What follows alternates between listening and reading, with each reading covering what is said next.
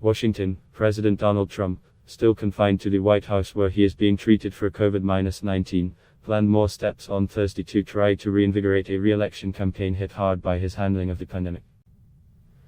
Trump is scheduled to appear in his first TV interview since revealing last Friday he had contracted COVID-19. Fox Business Network said the interview would air on Thursday after 8 a.m. 1200 GMT.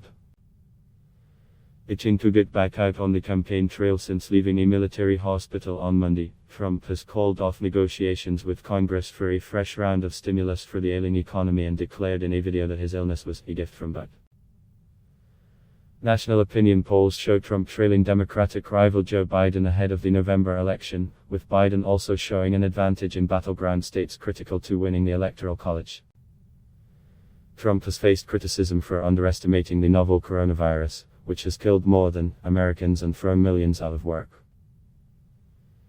Even since revealing his own illness on Friday, Trump has downplayed the respiratory disease's dangers and been censured by social media platforms for spreading misinformation about it. I think this was a blessing from God that I caught it. This was a blessing in disguise, Trump said in the video posted to his Twitter account on Wednesday, adding his use of an experimental medication from Regeneron Pharmaceuticals Inc. had allowed him to experience firsthand how effective it could be. He vowed to make the treatment available free of charge, but did not say how he would do that or who would pay the cost of the treatments. The United States is currently reporting more than new COVID-19 infections each day.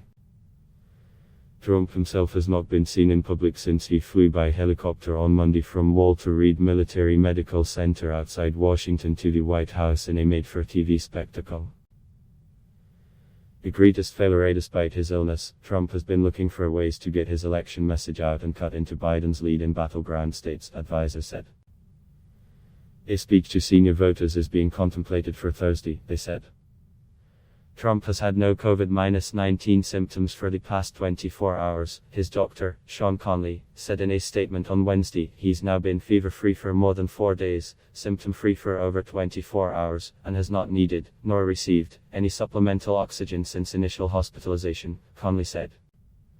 Trump's Vice President, Mike Pence, and Democratic Vice Presidential nominee Kamala Harris debated on Wednesday night in Salt Lake City, their only matchup ahead of the November 3 election.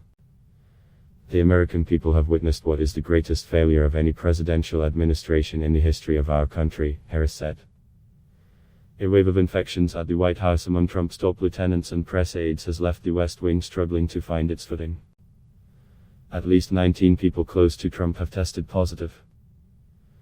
Trump has depicted himself as a man who vanquished the disease and emerged stronger, telling Americans not to be afraid of COVID-19. Harris faulted him for failing to be honest with the American people about the risks posed by virus.